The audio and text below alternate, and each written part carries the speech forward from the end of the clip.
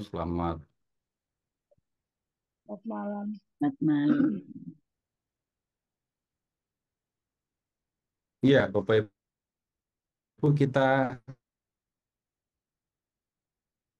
tentang semua yang ada di dalam Injil Lukas ya. Kita belajar kisahnya. Nanti di sesi yang lain kita akan belajar apa yang diajarkan oleh Tuhan Yesus dalam Injil Lukas. Jadi kita membaginya. Jadi mulai malam ini 7 pertemuan kita akan lihat kisah. Jadi cerita tentang Tuhan Yesus. Yang kalau diringkas, Yesus lahir, Yesus mengajar, membuat mukjizat, mengampuni dosa, lalu mati di kayu salib. Selesai. Nah, cuma itu yang mau dipelajari. Begini, yang pertama kita perlu perhatikan, Bapak Ibu, kalau yang sudah biasa belajar bersama saya pasti akan gampang saja memahaminya. Di pikiran kita, di memori kita itu tersimpan macam-macam, banyak sekali ya kisah tentang Tuhan Yesus, cerita-cerita tentang Tuhan Yesus. Tetapi begini, yang tersimpan di memori kita itu bisa jadi campuran dari keempat Injil. Dan kemudian ya kalau kita mempelajari Injil maka kita perlu memilah, kita perlu memperhatikan Injil demi Injil yang sebenarnya dari satu Injil ke Injil yang lain kita akan menemukan perbedaan. Kadang-kadang perbedaannya kecil, kadang-kadang perbedaannya besar. Ada kisah-kisah yang hanya disampaikan oleh satu Injil, tetapi tidak disampaikan oleh Injil yang lain. Ada cerita-cerita yang disampaikan oleh keempat Injil. Ada yang diceritakan oleh ketiga Injil. Ada yang hanya diceritakan oleh 2 Injil. Walaupun menceritakan yang sama bisa jadi cerita dari satu Injil dengan Injil yang lain itu beda detailnya. Misalnya begini, kalau orang Katolik ditanya, gitu ya, orang Katolik ditanya tentang, ini jawaban pada umumnya ya, bukan yang pernah belajar Injil Lukas. Yang membuat Petrus sadar bahwa dia sudah menyangkal Yesus itu apa? Dalam ingatan kebanyakan orang Katolik. Ketika Yesus melihat Petrus menoleh. Ini yang sudah belajar Injil Lukas. Bisa dipastikan. Yang berkokok. Ya, umumnya kalau yang belum pernah belajar akan mengatakan yang membuat Petrus sadar dia sudah menyangkal Yesus itu adalah ayam, suara ayam. Tetapi dalam Injil Lukas dan hanya di Injil Lukas kita menemukan pandangan Yesus kepada Petrus itu yang membuat Petrus ingat bahwa Yesus pernah mengatakan dia akan menyangkal dia. Kemudian kalau orang mengatakan Petrus itu sadar akan penyangkalannya karena mendengar suara ayam, itu kan yang ada di pikiran kebanyakan orang. Dan kemudian itu dari Injil mana? Bisa ditelusuri. Boleh cek Markus, boleh cek Matius. Yohanes juga bisa dicek. Nah, kemudian contoh ini yang lain lagi ya. Kalau eh,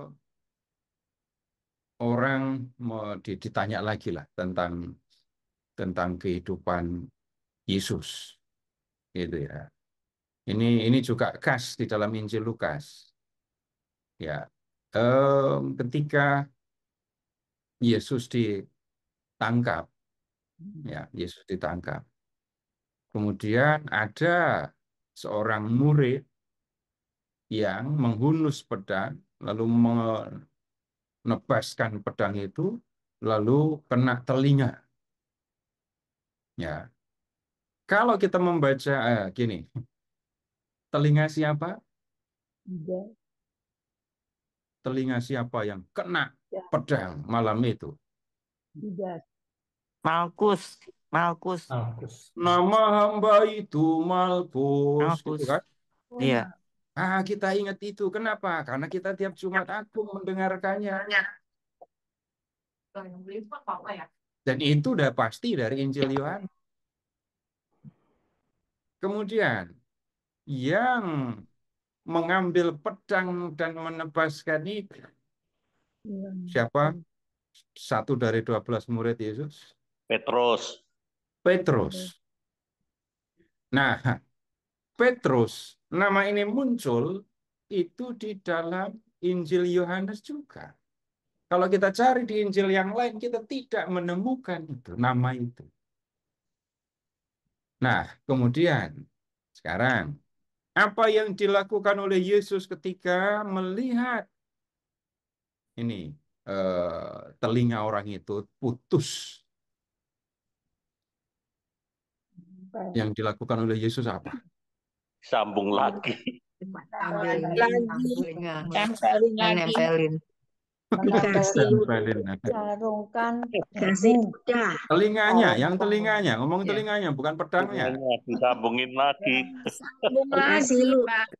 Nah, itu Bapak Ibu tidak temukan di Jumat Agung karena tidak ada di Injil Yohanes. Itu adanya di Lukas. Itu khas Lukas. Yesus menyembuhkan orang yang telinganya dipotong itu, terpotong itu. Jadi Bapak Ibu di sana sini kita akan menemukan ya ada kisah yang sama tetapi detailnya berbeda. Lalu kita juga akan menemukan ada kisah-kisah yang tidak ada di Injil lain, hanya ada di Injil tertentu. Misalnya, Bapak Ibu silahkan mengingat-ingat ya, Yesus mengubah air jadi anggur. Itu ada di Injil mana? Itu cuma ada di satu Injil, nggak ada di Injil lain. Yohanes. Itu cuma ada di Yohanes. Ya, ketika Yesus disalib dan Yesus sudah wafat, lambung Yesus ditikam. Itu ada di mana itu? Yohanes. Ada di Yohanes juga. Tapi ketika mendengar Yesus menginap di rumah Zakeus, ini pasti bukan Yohanes yang ini gitu. Kalau nggak Matius, Markus ya Lukas. Di Matius nggak ada. Lukas. Hanya ada di Lukas. Kemudian cerita yang sangat terkenal, Yesus diurapi perempuan berdosa. Jadi Yesus sedang di rumah Pak Simon, lalu ada seorang perempuan datang, lalu mengurapi kaki Yesus. Nah, ini juga hanya ada di Lukas. Jadi ada Bapak Ibu yang seperti itu ya. Tapi ada juga yang diceritakan oleh keempat Injil. Contoh, Yesus yang menggandakan roti. Itu diceritakan oleh keempat Injil. Walaupun sekali lagi ceritanya detail satu dengan yang lain itu berbeda. Kalau Bapak Ibu menemukan ada anak kecil yang bawa roti sama ikan, nah ini pasti Yohanes itu yang cerita kayak gitu. Nah sekarang begini, supaya kita bisa memahami keseluruhan kisah di dalam Injil Lukas, Bapak Ibu, tidak ada cara lain selain membuka Injil ini dari awal sampai akhir, gitu ya. Bapak Ibu silahkan membuka Injil Lukas sekarang, supaya kita nanti tahu apa yang akan kita pelajari, gitu ya.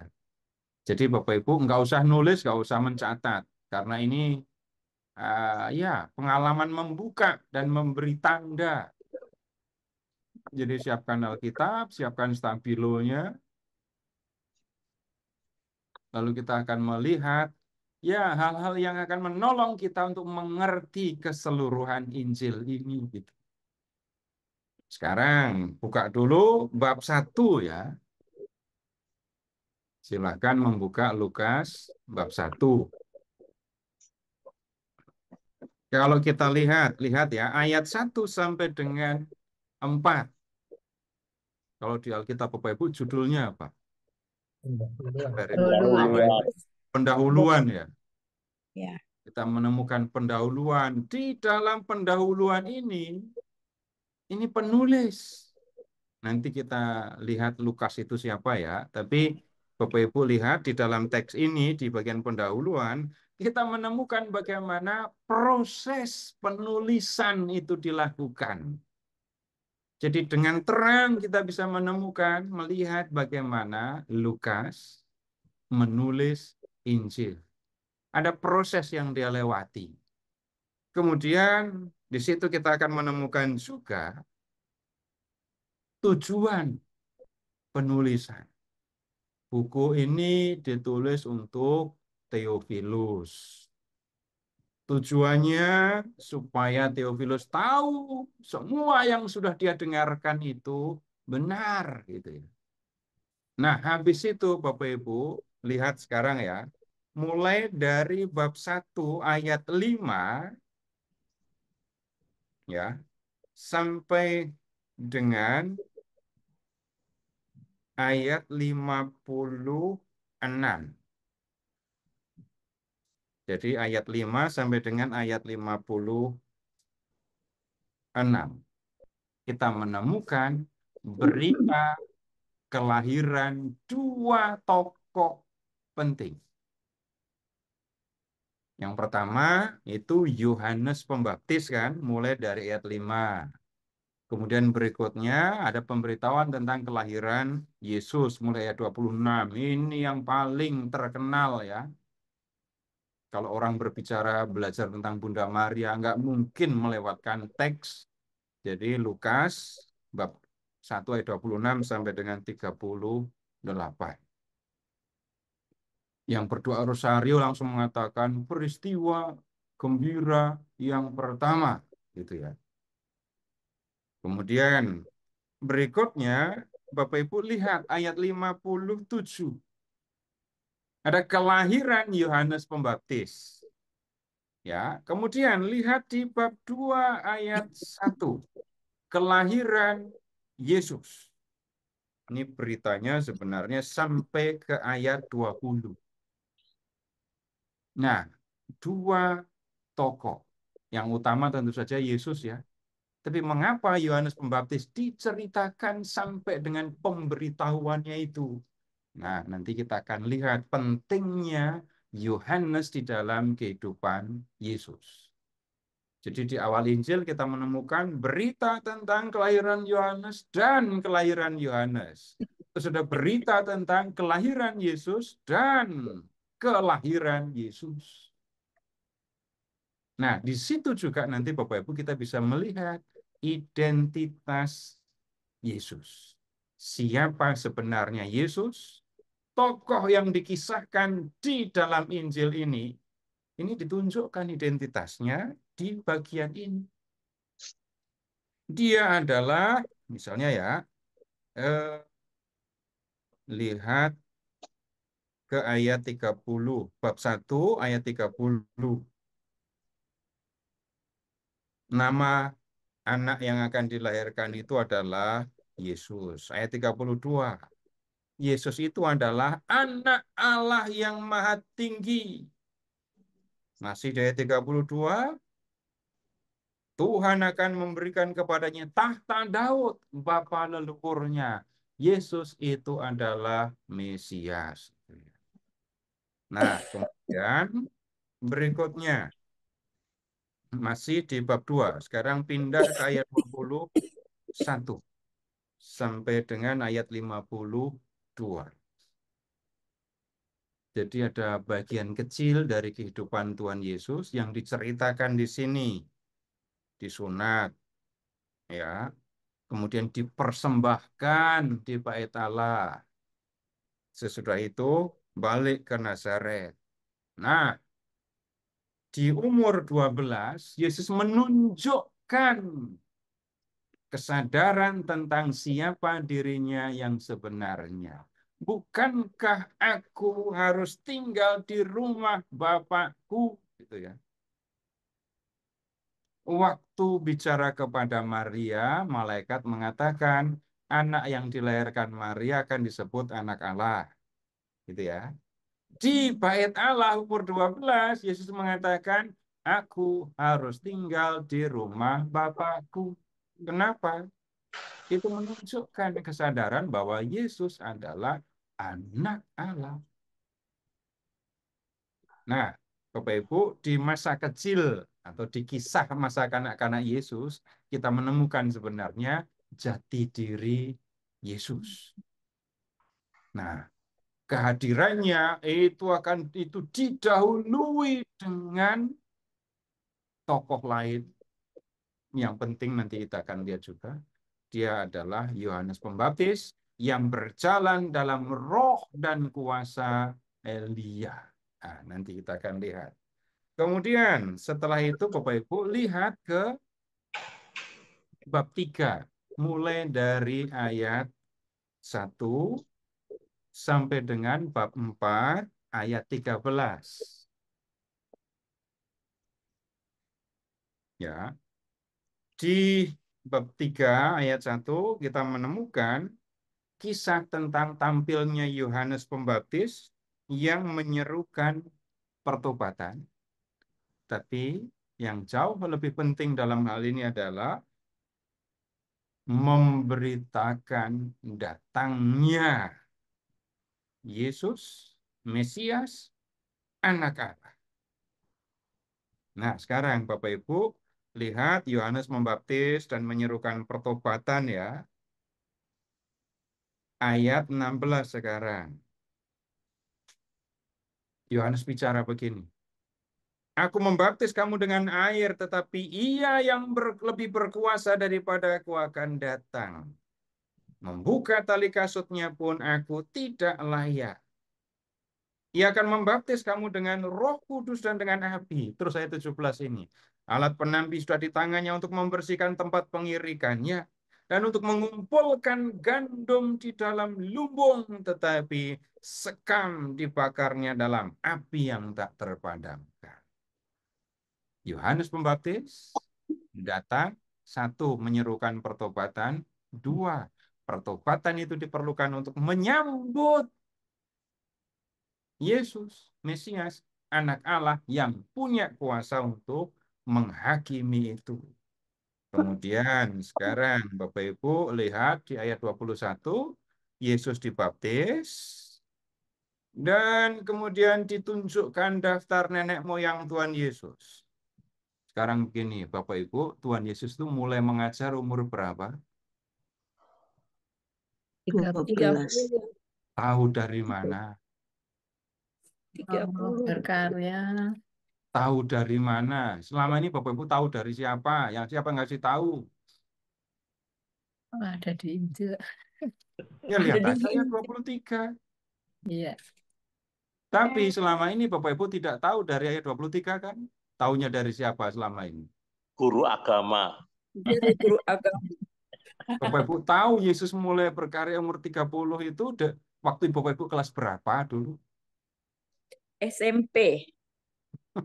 Agak lambat itu berarti Bu, SMP baru tahu. Ada banyak yang dari SD sudah tahu kan? Tapi diberitahu. Sekarang Bapak Ibu tinggal lihat saja kan ayat 23. Yesus mulai mengajar, mulai berkarya umur 30 tahun. 30. Ya. Kemudian sesudah dibaptis, lihat ayat bab 4 sekarang. Yesus itu dicobai oleh iblis. Ya.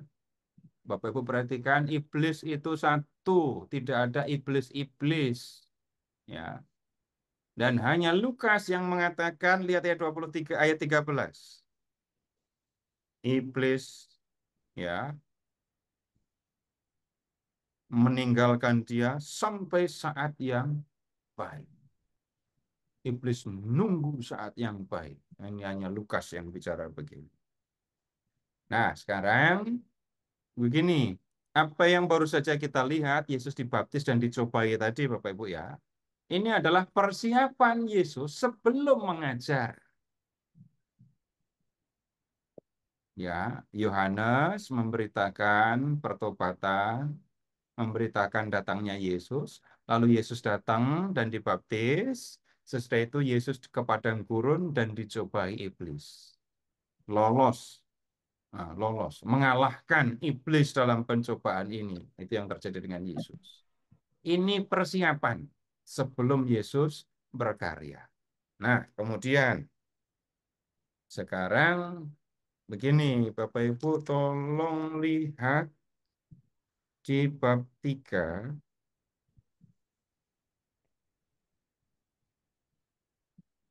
di mana ini ya Yohanes itu membaptis orang, menemukan data enggak?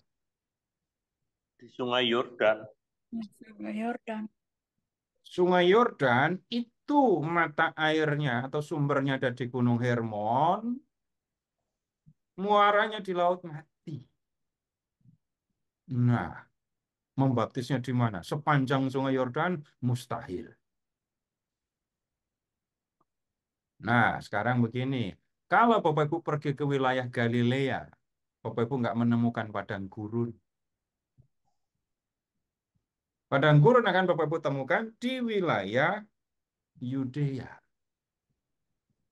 Nah, Yesus kalau begitu dibaptis ya di Sungai Yordan yang di selatan Yudea. Nah, sekarang silahkan Bapak Ibu ke bab 4 ayat 14. Ini saya bicaranya pelan-pelan, bisa diikuti apa enggak? Nah, Bisa, Pak. Bisa ya? Ayat 14. Dalam kuasa roh kembalilah Yesus ke Galilea. Jadi rumah Yesus waktu Yesus kecil itu kan di Nazaret. Nazaret itu di Galilea. Kemudian dibaptisnya itu di Yudea. Setelah baptis dan dicobai di padang gurun, Yesus kembali ke Galilea. Dan mulailah Yesus berkarya mengajar.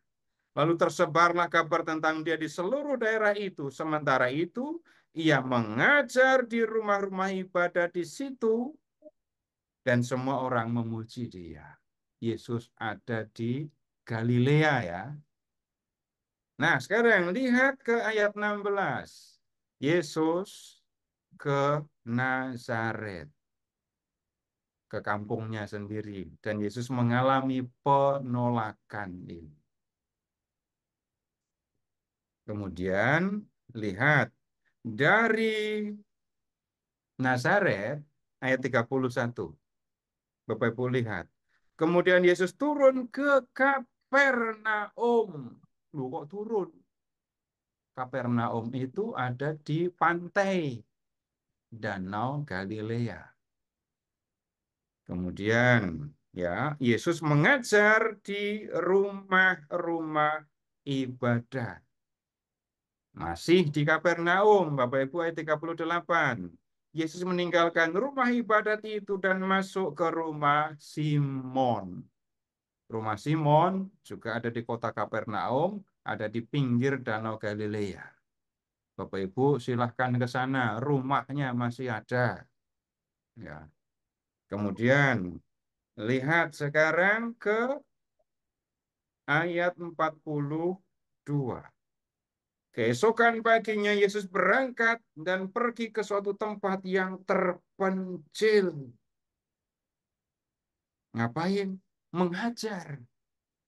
Ke Nazaret mengajar. Ke Kapernaum mengajar. Ke kota-kota lain mengajar. Nah, kemudian sekarang lihat ke bab 5. Sudah ada temannya belum waktu itu Yesus jadinya? Belum. Belum ya? Belum. Belum ada teman. Sekarang lihat ke bab 5. Wah, ini judulnya sangat terkenal. Penjala ikan menjadi penjala manusia. Petrus termasuk yang dipanggil menjadi murid, menjadi penjala manusia. Nah, sekarang lihat ke ayat 1 ya. Pada suatu kali Yesus berdiri di pantai Danau Genesaret, ini nama lain dari Danau Galilea ya. Sementara orang banyak mengerumuni, dia hendak mendengarkan firman Allah, mengajar lagi. Karena orang banyak, maka Yesus kemudian naik ke perahu, dan perahu itu adalah perahu Simon. Lalu Yesus mengajar dari atas perahu. Nah, selesai mengajar, terjadilah ini mukjizat penangkapan ikan. Kita ketemu Bapak Ibu, ada nama Simon Petrus di situ. Kemudian lihat juga di ayat 10 ada Yakobus dan Yohanes.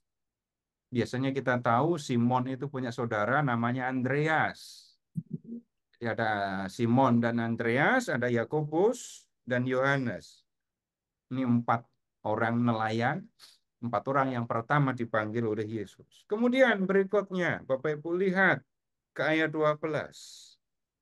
Yesus menyembuhkan orang yang sakit kulit, menyembuhkan orang yang sakit kusta. Nah, lihat Bapak Ibu, kita ketemu dengan mukjizat. Yesus yang membuat mukjizat. Berikutnya di ayat 17. Oh, sorry, di ayat 12 nggak disebut nama kotanya ya, tapi perhatikan. Pada suatu kali Yesus berada dalam sebuah kota, nggak disebutkan kota mana. Tapi Yesus menyembuhkan orang kusta di ayat 17. Yesus membuat orang lumpuh bisa berjalan lagi. Lalu di ayat 27 kita menemukan Yesus yang memanggil Lewi untuk menjadi muridnya, jadi pengikutnya. Kemudian sekarang lihat di bab 6. Ini Yesus terlibat dalam perdebatan. Nah, kita ketemu tema lain ini ya. Yesus terlibat dalam perdebatan dengan orang Farisi. Di bab 6 ayat 1 sampai 4, perdebatannya mengenai memetik gandum pada hari Sabat. Di bab 6 ayat 6, debat lagi. Hari Sabat, ini Yesus menyembuhkan orang sakit. Nah, kemudian baru di ayat 12 Bapak Ibu disebutkan, ini Yesus yang memanggil lengkap 12 orang jadi rasul. Nah, di bab 6 ini Bapak Ibu kita ketemu dengan khotbah Yesus. Ini tidak akan kita diskusikan ya. Ayat 17 sampai dengan 49. Ini khotbah Yesus. Yesus mengajar. Kalau di Injil Matius Bapak Ibu kenal dengan khotbah di bukit. Nah, kalau di Injil Lukas bab 6 mulai ayat 17 sampai 59, ini disebutnya khotbah di tanah datar. Bukan di bukit, tapi di tanah datar. Nah, kita lanjut dulu. Bab 7. Lihat, Yesus menyembuhkan hamba seorang perwira. Ayat 1, Bapak Ibu. Yesus masuk ke Kapernaum lagi. Oh, dekat-dekat aja. Kapernaum. Kemudian, ayat 11. Ya, Yesus berangkat sekarang sampai di kota Nain. Apa yang dilakukan Yesus? Membangkitkan anak muda yang mati dan akan dikubur. Kemudian, sekarang di bab 7 ayat 18, kita menemukan ya pembicaraan mengenai Yesus dan Yohanes Pembaptis. Yang ini tunggu dulu. Kemudian ayat 36. Ini Yesus diurapi oleh seorang perempuan berdosa. Nanti Bapak Ibu kita akan memperhatikan sungguh-sungguh di dalam Injil Lukas, Yesus sangat memperhatikan orang berdosa. Ya.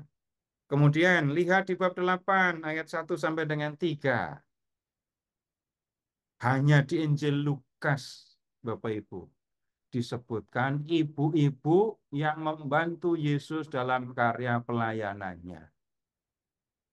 Jadi ada siapa saja di situ? Lihat, ada Maria Magdalena, ada Yohana, ada Susana, terus ada perempuan-perempuan yang lain. Hanya Lukas yang ceritain, nggak ada Injil lain. Kemudian berikutnya, Bapak Ibu, sekarang silahkan ke bab 8 ayat 19.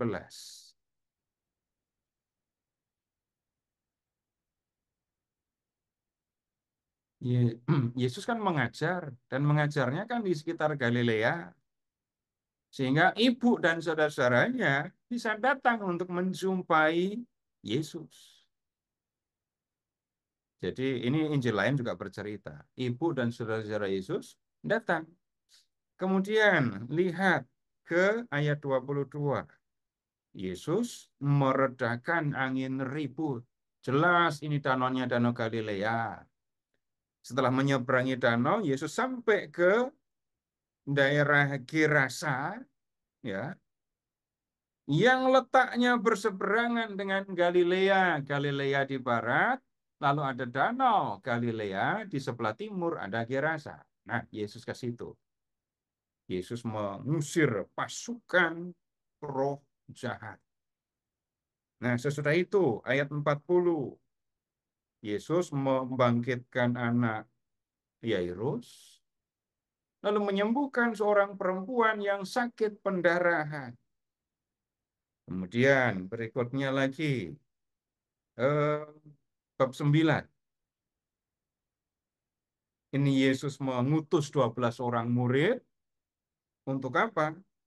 Untuk memberitakan kerajaan Allah, menyembuhkan orang sakit. Kemudian lihat ayat 10. Ayat 10 ya. Ketika kembali, rasul-rasul menceritakan kepada Yesus apa yang telah mereka kerjakan. Lalu Yesus membawa mereka menyendiri ke sebuah kota yang bernama Betsaida. Para rasul kan baru menyelesaikan misi.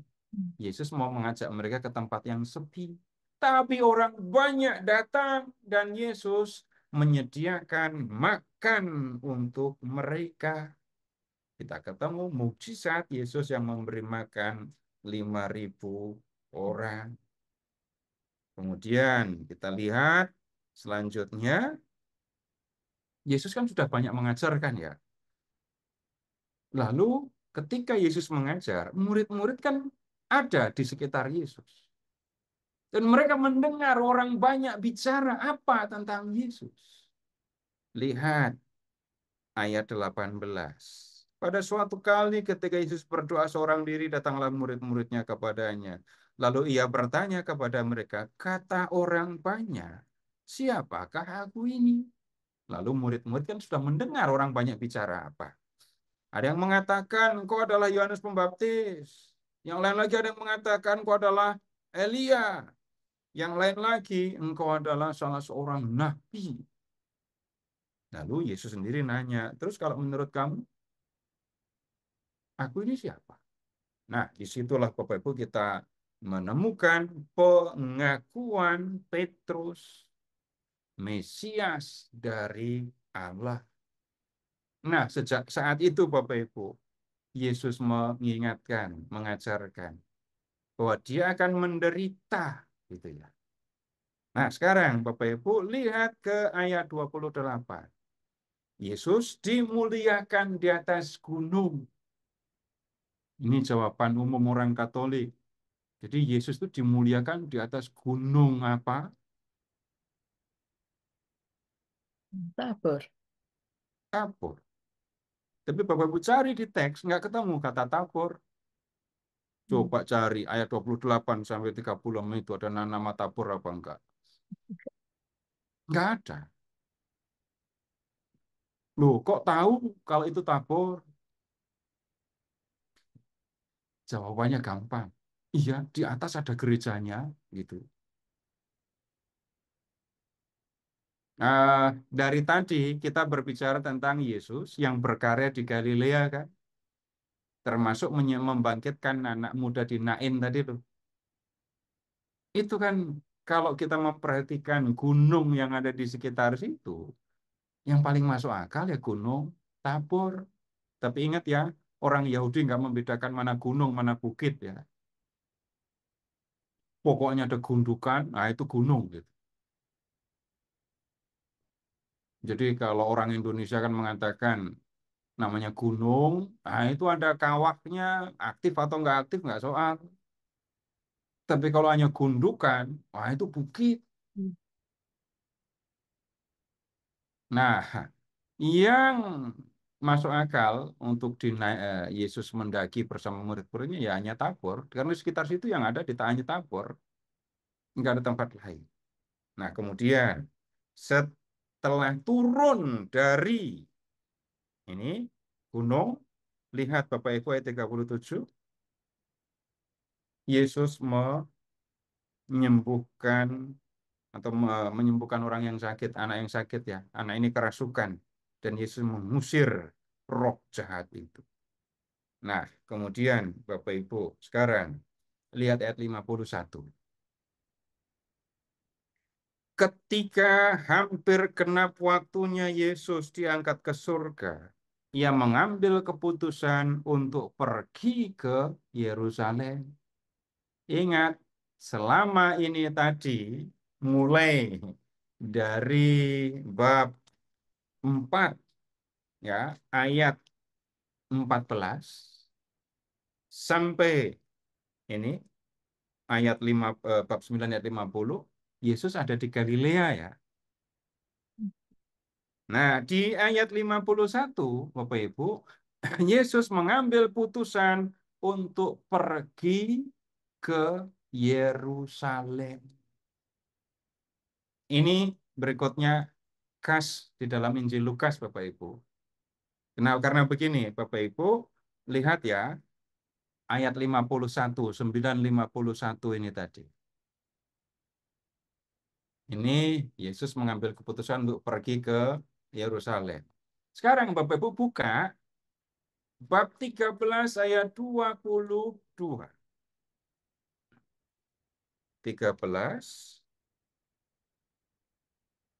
22. Sudah ketemu? Apa yang dikatakan di situ? Yesus berjalan keliling dari kota ke kota dan dari desa ke desa sambil mengajar dan meneruskan perjalanannya ke Yerusalem. Sudah nyampe Yerusalem atau belum? Belum. Belum, masih OTW. Kemudian pindah ke bab 17 ayat 11.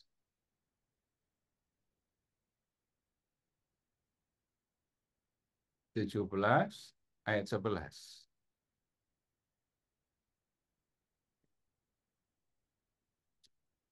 Dalam perjalanannya ke Yerusalem, Yesus menyusur perbatasan Samaria dan Galilea. Belum nyampe juga. Sudah bab 17, belum nyampe juga. Kemudian berikutnya, bab 18 ayat 31.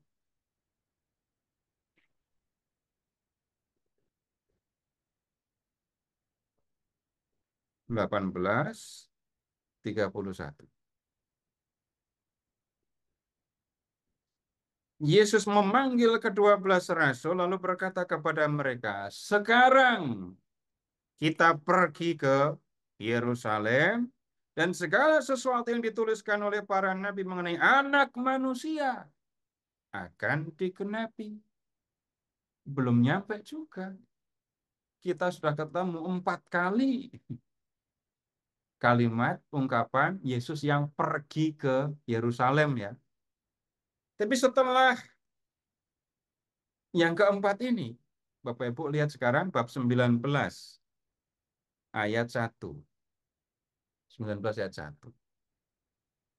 Yesus baru sampai ke Yeriko. Belum sampai Yerusalem. Baru nyampe Yeriko ya. Nah, kemudian lihat sekarang 19:28. 19:28. Setelah mengatakan semuanya itu, Yesus mendahului mereka dan meneruskan perjalanannya ke Yerusalem. Masih lanjut lagi. Ini belum nyampe Yerusalem. Baru nyampe mana? Baru nyampe Bukit Zaitun. Belum masuk Yerusalem. Sekarang begini, Bapak Ibu, kita kembali lagi ke bab 9 ayat 51 tadi.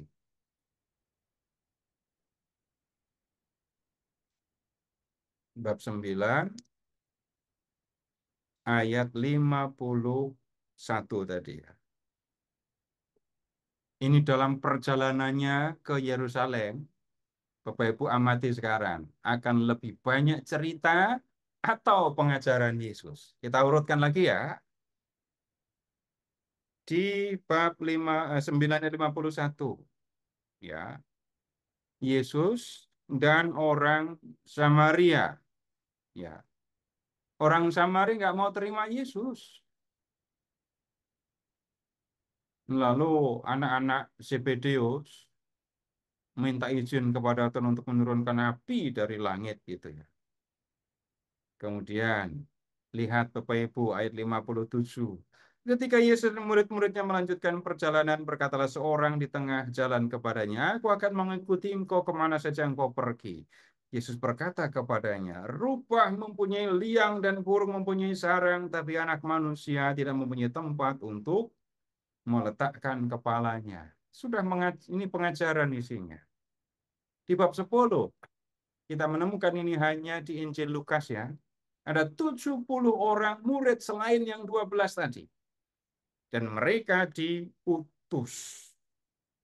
Lalu ayat 17, 17, 70 orang murid itu kembali. Sekarang Bapak Ibu lihat ayat 25. 10:25. Siapa yang tidak tahu perikop ini? 10:25. Apa yang ada di situ? Orang Samaria yang murah hati. Sekarang Bapak Ibu bisa melihat perumpamaan tentang orang Samaria yang murah hati itu diceritakan oleh Yesus ketika sedang dalam perjalanan ke Yerusalem. Terus berikutnya, lihat Bapak Ibu, 38. Ini kisah Yesus singgah di rumah seorang perempuan dan saudarinya, Maria dan Marta. Ya, lihat juga Bapak Ibu, hanya ada di Lukas kan, nggak ada paralelnya ini. Kemudian tentang bab 11, ini pengajaran tentang berdoa.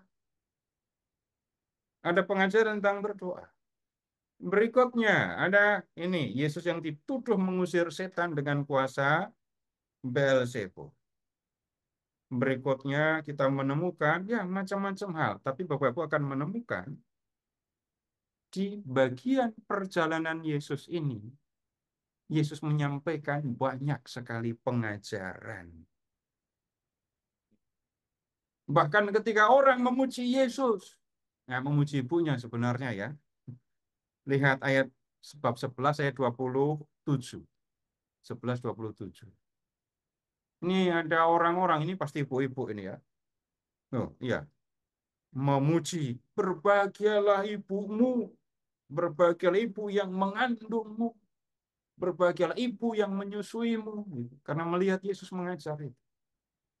Yesus malah menggunakan kesempatan ini untuk mengatakan yang lebih berbahagia ialah mereka yang mendengarkan firman Allah dan memeliharanya. Terus coba kita lihat Bapak Ibu, lihat ke bab 12 ayat 13. Orang kaya yang bodoh. Tentang ayat 22, kekhawatiran, kewaspadaan. Kemudian berikutnya lagi kita menemukan yang terkenal dah. Silahkan Bapak Ibu ke bab 15.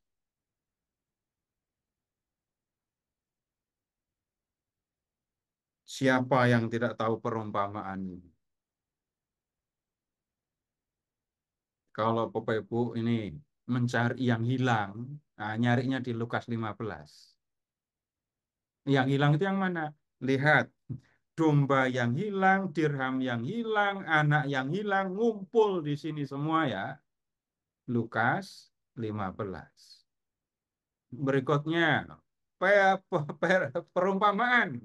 Termasuk yang seringkali dipahami secara keliru, bab 16. Bendahara yang nggak jujur. Ya, kemudian berikutnya ayat 19. Wah, ini juga sangat terkenal. Satu-satunya perumpamaan yang diajarkan Yesus yang tokohnya ada namanya. Itu ayat 19. Perumpamaan, ini kisah teladan ya, yang disampaikan oleh Tuhan Yesus, yang ada namanya cuman ini. Orang miskin, pengemis itu namanya Lazarus. Bapak Ibu nyari sampai kapanpun, orang Samaria yang menolong korban perampokan itu namanya siapa, nggak akan Bapak Ibu bisa temukan namanya. Kalau ada yang bisa mengatakan namanya siapa, pasti bohong, karena Tuhan Yesus tidak menyebut nama sama sekali. Satu-satunya perumpamaan Tuhan Yesus yang ada namanya, nama tokohnya, ya hanya ini, Lazarus. Kemudian berikutnya bab 18. Hakim yang tidak adil, ayat 9. Pemungut cukai dan orang Farisi, gitu ya. Berikutnya lagi, 19 ayat 11. Kita menemukan perumpamaan tentang uang mina. Kalau di Injil Matius bukan uang mina, tapi talenta. Pelan dikit dong. Wah, Ya, saya ya yakin sudah pelan ini tadi ternyata kurang pelan ya. aku wis tuwek, Pak. Kemudian, Tuwek. nah, jadi Bapak Ibu lihat ya, dari bab 9 ayat 51 sampai 19:27, ingat saja Zakius ya, itu Yesus OTW Yerusalem. Dan ini bisa dikatakan perjalanan yang dikisahkan panjang lebar ya. Hanya Lukas Bapak Ibu yang menggunakan cara seperti ini. Jadi sepanjang perjalanan itu Yesus mengajar. Ya, ada mukjizat, ya ada, tapi bagian besarnya isinya mengajar. Nah, kemudian setelah itu kita lihat sekarang ayat 28 tadi ya, 19:28.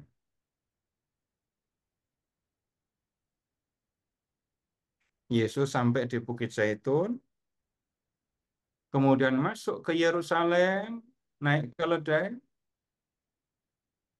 Kemudian lihat ayat 45, mengusir para pedagang yang berjualan di Bait Allah.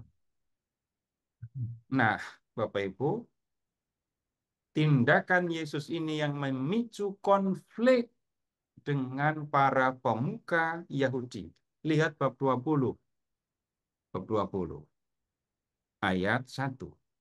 Pada suatu hari ketika Yesus mengajar orang banyak di Bait Allah dan memberitakan Injil, datanglah, perhatikan, imam kepala, ahli Taurat, tua-tua. Nah, 3 kelompok orang ini yang tersinggung, marah, karena Yesus mengusir para pedagang. Lihat ucapan mereka di ayat 2. Katakanlah kepada kami dengan kuasa manakah engkau melakukan hal-hal itu. Hal-hal itu apa? Mengusir para pedagang. Nah, Yesus ditanya, dengan kuasa mana kamu mengusir para pedagang? Lalu Yesus nanya dulu, aku akan jawab pertanyaanmu, tapi jawab dulu pertanyaanku. Ditanya, balik nanya dulu. Aku akan jawab pertanyaanmu, tapi jawab dulu pertanyaanku. Lihat ayat 4. Baptisan Yohanes, ya, itu dari surga atau dari manusia? Pertanyaan ini membingungkan mereka.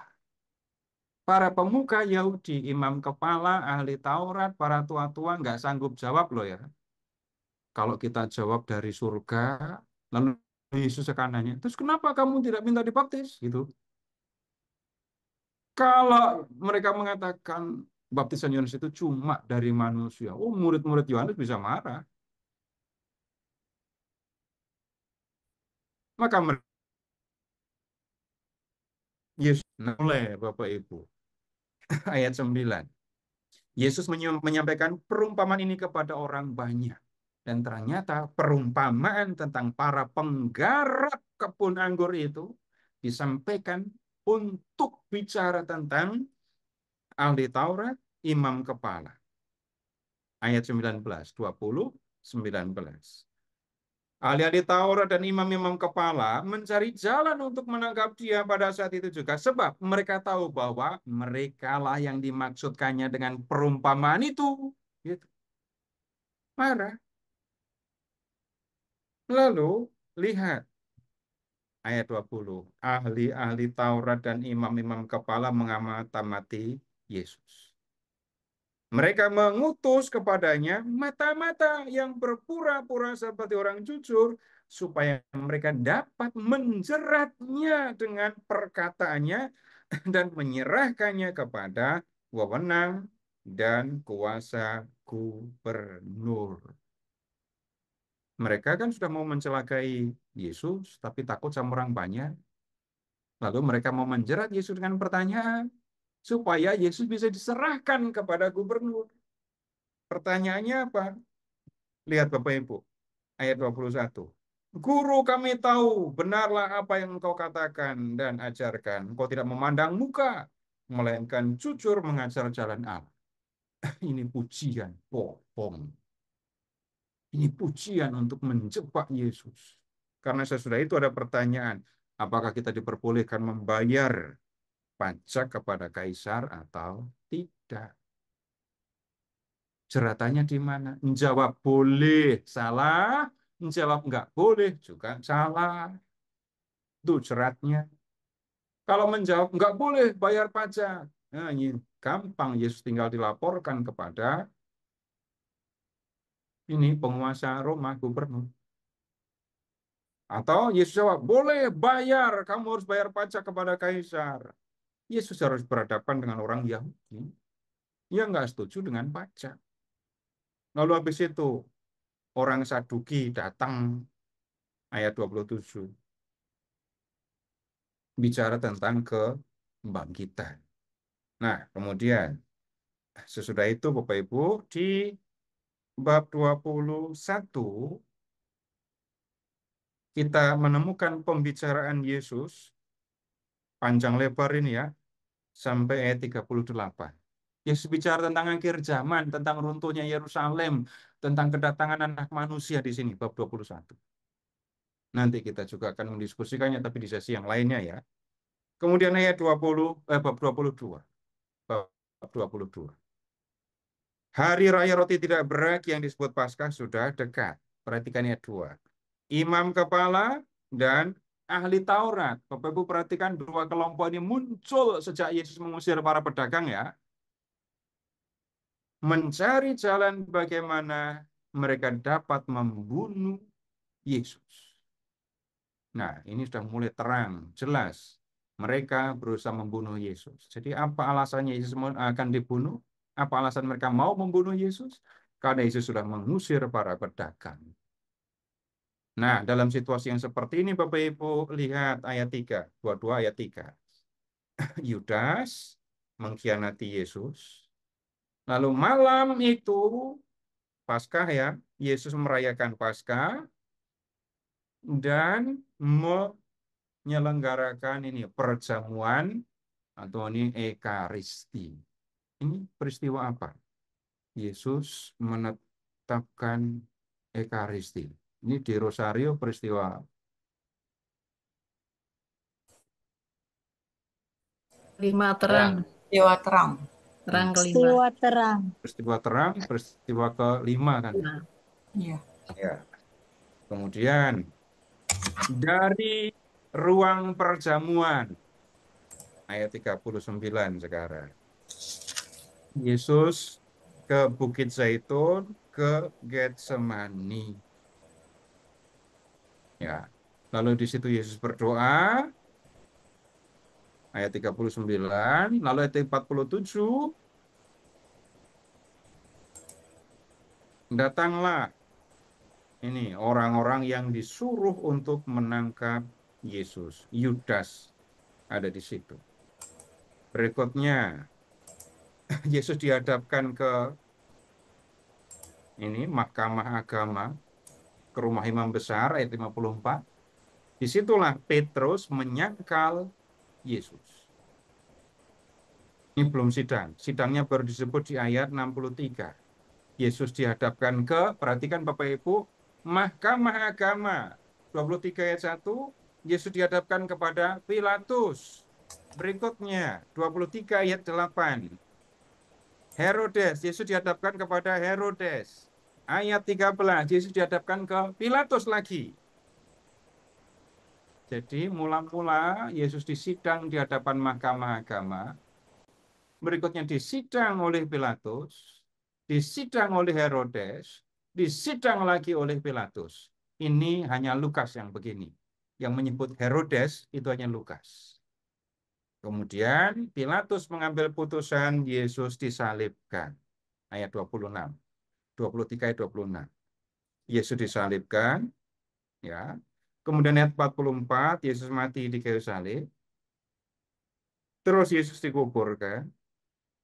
Berikutnya bab 24, Yesus dibangkitkan dan Yesus bangkit ya. Kemudian ayat 2 ayat 13, 24 13. Yesus menampakkan diri di jalan ke Emmaus kepada dua orang murid. Hanya Lukas yang menceritakan ini. Lalu ayat 36, Yesus menampakkan diri kepada semua murid. Ayat 50, Yesus naik ke surga. Hanya Lukas yang menceritakan tentang Yesus yang naik ke surga. Nah, Bapak Ibu, ini keseluruhan Injil Lukas ya. Jadi di bagian awal kita ketemu pendahuluan, lalu kita menemukan sesudahnya kelahiran Yesus, kelahiran Yohanes Pembaptis ya, kebalik. Kelahiran Yohanes Pembaptis, kelahiran Yesus. Lalu setelah Yesus dewasa, Yesus bersiap dengan dibaptis, berpuasa, dicobai. Sesudah itu Yesus mulai berkarya di Galilea. Dari Galilea Yesus mengadakan perjalanan ke Yerusalem. Masuk ke Yerusalem dengan naik keledai. Di Yerusalem membersihkan bait Allah, terlibat konflik dengan para pemuka Yahudi. Dalam situasi seperti itu, Yesus merayakan Paskah dan menetapkan Ekaristi. Nah, sesudah itu, Yesus mengalami penderitaan, mulai dari ditangkap, diadili, disalib, mati di kayu salib, bangkit, lalu naik ke surga. Baik, sampai di sini Bapak Ibu. Pak Ferry silahkan kalau mau dibuka sesi tanya jawab. Pak, Baik, terima kasih Pak Seto. Mau Bapak Ibu, apakah ada yang ingin disampaikan di bagian awal eh, struktur atau eh, apa saja isi dari Injil Lukas yang telah Ada disampaikan? Pak Ferry, cuman Silakan. penasaran aja Pak Seto. Lazarus tadi di sebelah mana ya Pak? Aku ketinggalan sampai bagian itu Pak.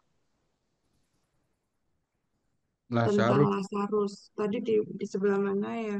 Pas ngomong Lazarus itu aku langsung di hilang. bab 16, Bu. 16, Bentar. 19. Periksa lagi. Enggak apa-apa, itu Enam, Alkitabnya dikasih tanda. Lazarus itu dikasih stabilo. iya, iya, sebentar Pak. 16 sampai 16, 17 ya? 19. 16 Oh, ayat 16. 19. Ayat Oh, 9. Saya Mana boleh yang ya. Bapak Ibu lebih kenal atau oke lebih Pak. ingat? Lazarus orang miskin itu atau Lazarus yang dibangkitkan oleh Yesus? Yang orang miskin yang tadi Pak Seto bilang cuman ada di sini yang menyebutkan nama. Ya, Ya. Ya, jadi oke kita Pak. lebih kenal dengan Lazarus yang dibangkitkan dari kematian itu kan? Iya, Nah, ada 2 orang yang bernama Lazarus di situ. Ya, begitu. iya, makasih Pak. Ya. Ya, Pak Ferry boleh ya saya bertanya ya. silakan Ibu Tina. Mungkin Pak kameranya bisa Seto, dibuka. eh, aduh maaf ini Oh, ya. takutnya nggak kuat Oke, oke. ini Silakan. internet. Maaf. Pak Seto, saya tuh penasaran.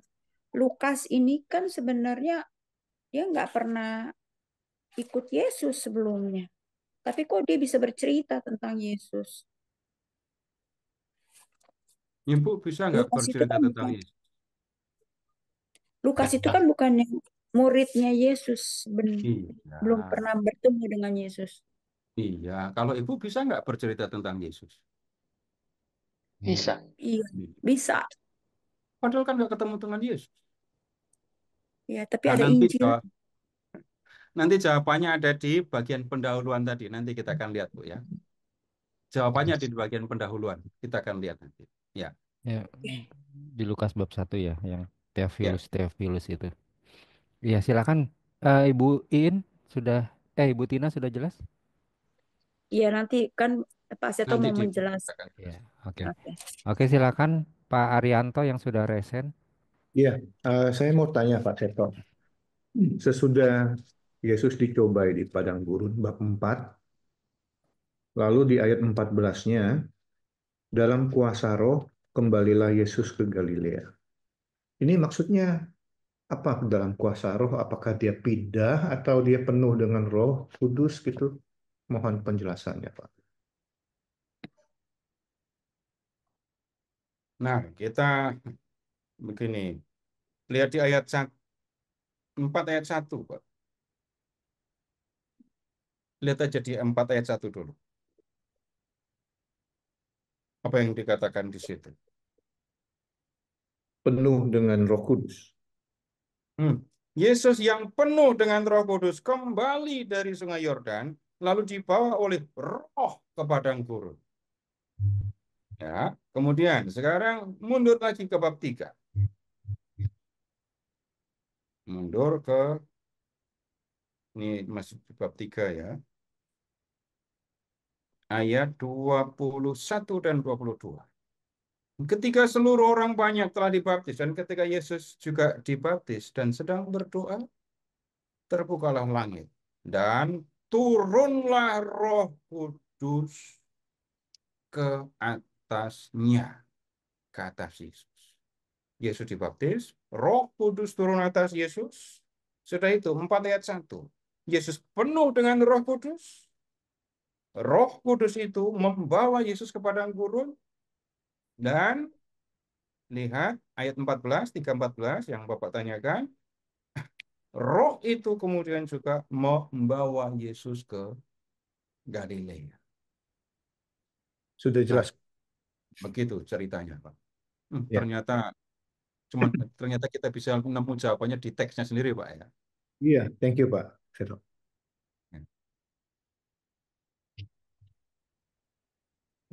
Dipersilakan Bapak Ibu jika ada lagi pertanyaan. Silakan dengan Pak Indrawan ya. Pak Indrawan. Silakan Pak Indrawan. Ya, selamat malam Pak Seto. Ya, Pak, selamat Kira-kira malam. nanti apakah ada materi yang menjelaskan beberapa golongan orang Yahudi ya? Kadang-kadang saya itu agak bingung, misalnya Farisi, Saduki, Zelot, dan lain sebagainya. Apakah juga nanti akan dijelaskan ya? Itu biasanya saya singgung ketika ada teks minggu. Oh ya. Gitu ya. Oke, baik. Moga-moga nanti diberi pengantar untuk itu juga ya, Pak Seto. Ini awam, bukan imam maksudnya. Nah, bukan imam, tapi awam, tapi pengaruhnya dahsyat. Mereka sangat fanatik dengan hukum agama Yahudi. Mula-mula sangat positif gitu ya. Ini hukum Taurat itu pemberian Tuhan, jangan sampai dilanggar. Oh, keren kan? Orang Katolik harus belajar dari orang Farisi malah. Ketika mendengar perintah utama dari Yesus, ini tandanya kalau kamu muridku, yaitu kamu saling mengasihi. Banyak murid Yesus yang bilang, maaf Tuhan, mengasihi itu berat gitu. Orang Farisi nggak akan bilang begitu. Ini firman Tuhan, maka harus dikerjakan. Mereka percaya hidup kekal, maka sejalan dengan Yesus. Lalu ketemu juga kita tadi dengan orang Saduki. Orang Saduki itu sebaliknya, imam, tapi nggak percaya kepada kebangkitan badan. Yang diskusi dengan Yesus tentang kebangkitan badan di ayat 20, bab 20 tadi, itu orang Saduki. Mereka nggak punya pemahaman, mereka tidak percaya kepada kebangkitan. Nah, kita akan melihat ya kalau diperlukan pada tempat-tempatnya itu nanti.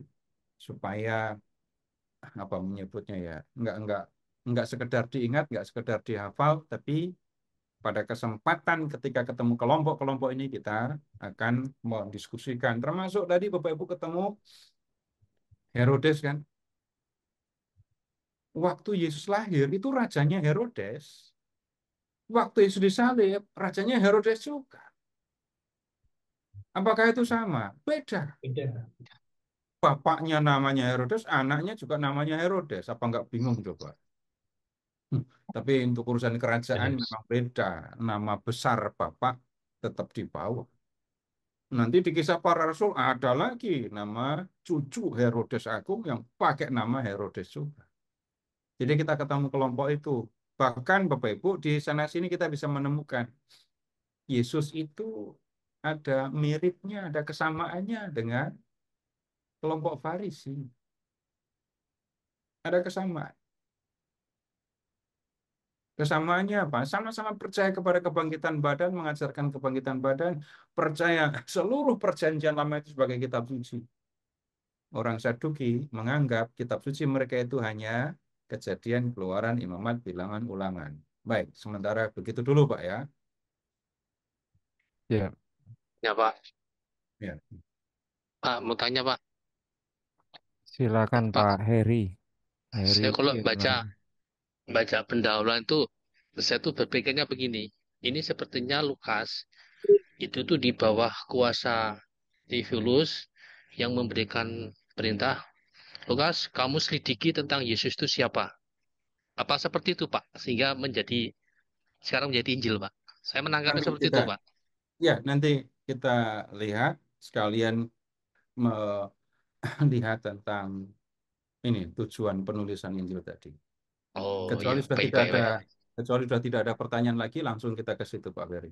Oh, ya. Ada Oh, satu, baik, Pak. baik. Oh masih ada. Oke, silakan Ibu Satu. Ibu Iin. Iin. Ya, Ibu Ya, Iin. ada Pak. Pak Seto cuman penasaran aja dengan Lukas 9 ayat 58 yang Yesus berkata kepadanya, yang tadi Bapak sempat bacakan juga, Yesus berkata kepadanya, rubah mempunyai liang, burung mempunyai sarang, tapi anak manusia tidak mempunyai tempat untuk meletakkan kepalanya. Yang dimaksud tidak ada tempat meletakkan kepalanya itu gimana ya Pak ya? Tidur, Hah?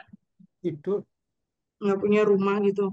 Rubah mempunyai liang. Liang. Mm-mm. Burung Sarang. punya sarang. Liang untuk rubah itu fungsinya apa? Berlindung rumahnya. Berlindung. Ternyata rubah tidak tidur sembarang tempat kan? Iya. Burung juga tidak tidur sembarang tempat ya. Hmm. Nah, ya bertempat untuk berlindung dari apa menyebutnya ya, cuaca, dari udara, dari malam dan siang gitu ya. Hmm. Tapi Terus? anak manusia tidak mempunyai tempat untuk meletakkan kepala. Bukan soal masa nggak bantal aja nggak punya, bukan itu. Iya. Tempat untuk istirahat dengan tenang, dengan nyaman. Nah, ini tadi Bapak Ibu menemukan Yesus yang jalan terus gitu kan ya. Jadi Hmm. bayang, kita menemukan Yesus yang sedang dalam perjalanan terus, seperti perjalanan terus gitu. Maka Hmm. kita menemukan, nah anak manusia nggak punya tempat untuk meletakkan kepala. Ya, begitu maksudnya. Oke, jadi kayak kiasan aja karena di sini sedang menceritakan tentang perjalanan Yesus yang cukup panjang itu ya Pak ya.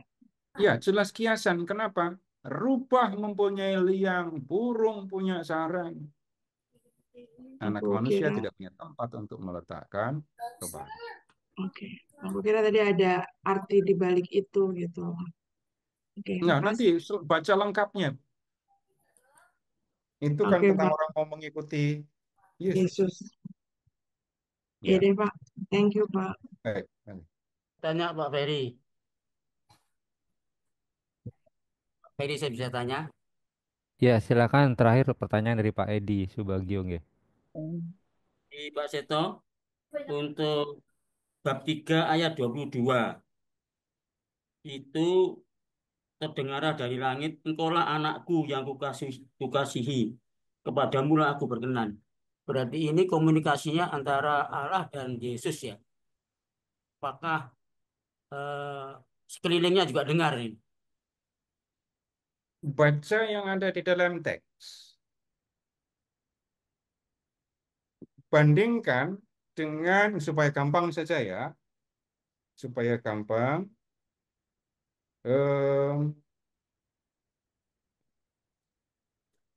Kita bandingkan.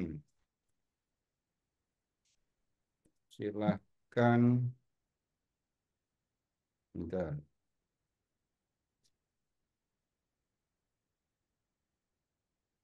Kalau di Matius kan inilah, ini kan, Ya, Matius bukan 3 kolak ayat berapa, Pak? Kalau baca Matius Matius 3, 3 ya. 17. Inilah Iya. anakku. Nah, ini pengumuman. Ya. Kalau di Markus dan di Lukas, engkaulah anakku. Ini bukan pengumuman.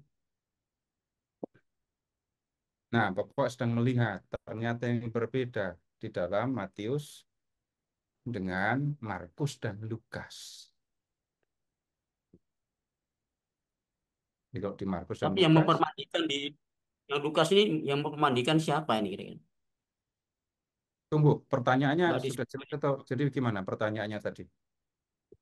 Pertanyaan tadi komunikasinya hanya antara Allah dan Yesus. Iya, Tidak pengumuman gitu maksudnya. ya. Terus, sudah jelas kan? Kalau di Matius pengumuman, kalau di Lukas itu hanya antara Bapa dengan Yesus, sama dengan yang di Markus. Sudah, begitu kan? Linknya agak dengar kira-kira Pak. Nah, itu tadi, Bapak perhatikan Lukas dengan Matius berbeda di situ. Ya. Nanti kalau pertanyaannya model lama tentang historisitas, kalau akan ketemu, jadi orang banyak itu dengar enggak Yesus? Orang banyak itu jadi orang banyak itu dengar apa enggak? Enggak mungkin dong sekaligus dengar dan tidak dengar. Nah, kita sedang berbicara tentang satu kitab teologi, bukan kitab sejarah. Ingat itu lagi. Ya, begitu, Pak. Kalau di Matius jelas yang membaptis itu Yohanes. Kalau di sini nggak jelas Pak ya. Bapak baca dari ayat 1. Ada kemungkinan lain enggak yang baptis siapa?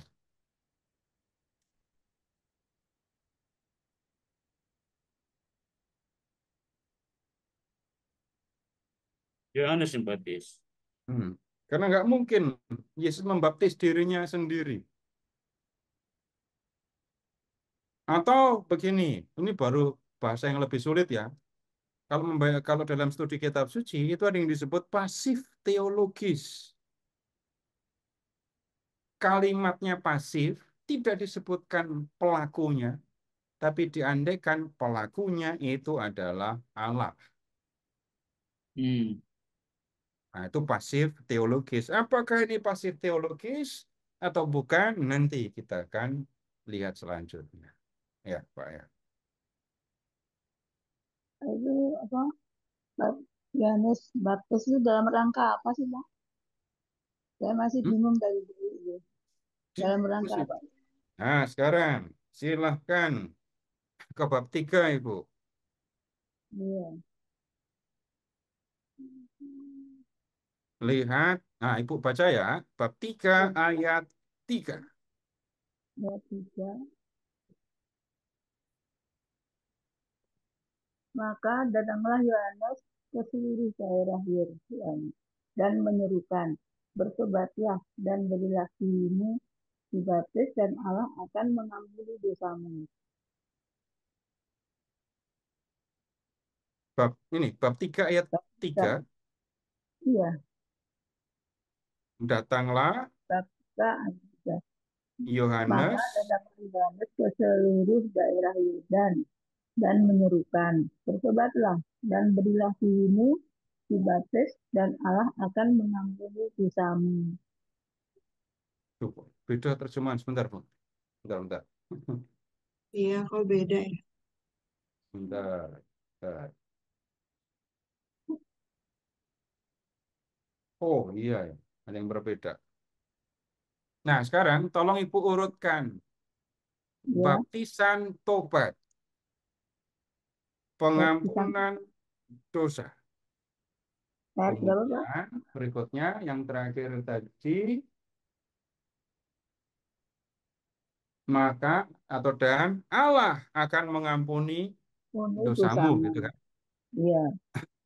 Kamu sudah berdosa.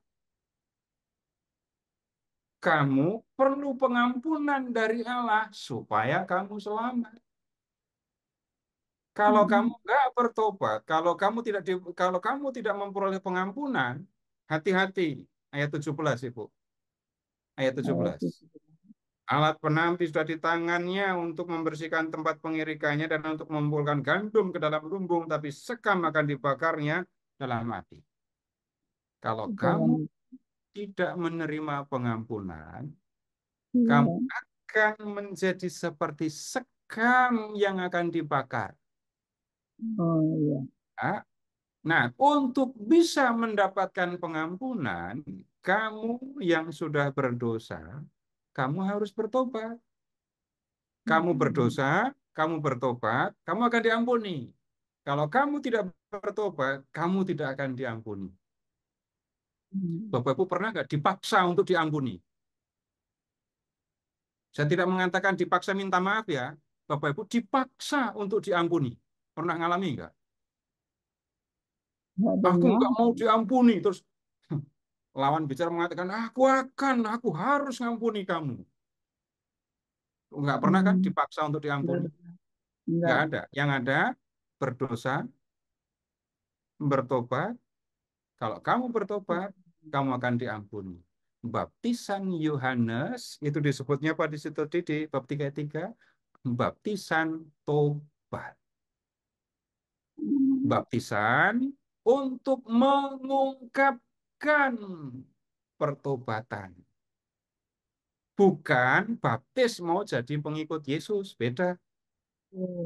Baptis jadi pengikut Yesus, itu nanti di Kisah Para Rasul. Atau di Matius 28 itu loh. Pergilah, jadikanlah semua bangsa muridku, baptislah mereka dalam nama Bapa, Anak, dan Roh Kudus. Baptisan Yohanes itu adalah baptisan tobat. Baptisan untuk mengungkapkan pertobatan. Loh, kenapa lambangnya atau tandanya pakai baptis? Bapak Ibu, kalau dalam bahasa Indonesia Katolik lama, Yohanes Pembaptis atau Yohanes Pemandi? Pemandi. Mandi. Jadi Yohanes Pemandi. Jadi tugasnya apa? Yohanes Pembaptis, tugasnya membaptis. Yohanes Pemandi? Memandikan. Ini begitu memang. Kenapa lambang tobat dan pengampunan dosa itu dengan mandi? Bapak Ibu yang mandi sehari paling tidak 2 kali nggak terlalu bisa ngerasain ya. Tapi tolong coba ya. Seminggu gak Apa ini mandi. musim hujan nggak apa-apa. Tolong sebulan nggak mandi. Sebulan aja. Jangan mandi, jangan gosok gigi. Ya. Lalu habis itu, nanti di bulan baru Bapak Ibu mandi. Apa yang Bapak Ibu rasakan? Segar, fresh, bersih. Seger. ada bersihnya, ada segernya, dan itu rasanya orang yang diampuni. Badannya bersih, waktu orang mandi setelah sebulan nggak mandi, badannya bersih, segar, wajahnya jadi cerah apa enggak? Iyalah. Seperti itulah Bapak Ibu orang yang bertobat dan diampuni dosanya, bersih dari dosa, dan dia akan mengalami kegembiraan. Jadi baptisan Yohanes beda dengan baptisan yang dilakukan oleh para rasul. Baptisan Katolik, nah itu seperti baptisan para rasul, bukan seperti baptisan Yohanes. Begitu, Bu. Iya Pak, makasih Pak. Sudah jelas sekarang? Sudah, Hanya begitu saja. saya mikir terus baru sekarang jelas. Mikir terus dari kemarin. Sekarang baru Ya, jelas. Iya.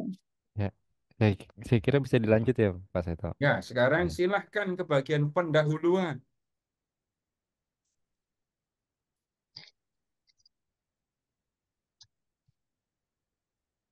Kembali ke bab 1.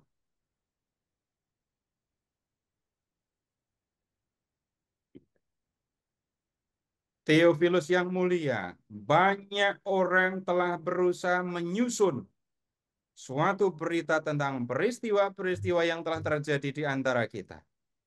Seperti yang telah diteruskan kepada kita oleh mereka yang dari semula adalah saksi mata dan pelayan firman.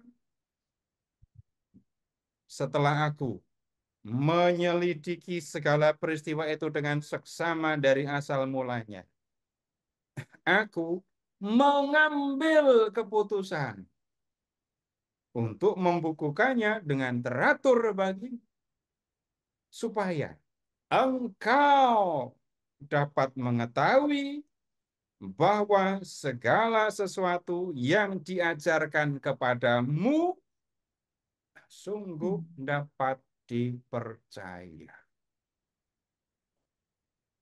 Sekarang, Theophilus. Siapa ini? Ini kalau bicara tentang nama, buat Theophilus itu orang yang dihormati oleh Lukas. Sampai Lukas mau mempersembahkan satu kitab, satu buku untuk orang ini. Ini pasti orang yang terkemuka di dalam jemaat. Gitu. Nah, kemudian sekarang begini dulu catatan awal. Bapak Ibu, Injil, keempat Injil ini ditulis itu setelah ada jemaat. Setelah ada gereja. Kita bicara gereja Katolik ya. Gereja dulu ada, baru Injil. Bukan, Injil dulu, baru ada gereja. Jadi, Bapak Ibu perhatikan dulu. Saksi mata dan pelayan firman. Nah, kalau ada saksi mata, pelayan firman, masa bicaranya hanya kepada Pak Theo saja?